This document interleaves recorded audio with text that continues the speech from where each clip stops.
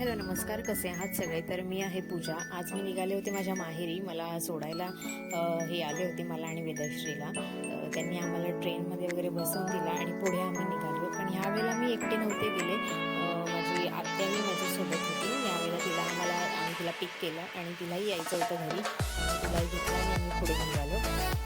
वेदश्रीची खूप मस्ती चालली होती ट्रेनमध्ये. जे काही येईल ते तिला पाहिजे होतं. मग ते कानातली असो, क्लिप असो, बँगल्स असो, जे काही येतं ते तिला पाहिजे होतं.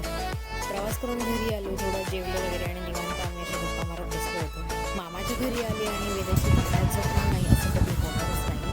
तर ती इथे मस्त रिलॅक्स करत होती. नेक्स्ट डे मी बिर्याणीचा प्लॅन केला होता. म्हणजे आत्याईलाही म्हणजे रिटर्न जायचं होतं आणि मी सगळ्यांसाठी बिर्याणी बनवत होते आणि फटाफट सकाळीच घेतलं होतं बनवायला, कारण मला तिला सोडायला रिटर्न जायचं होतं.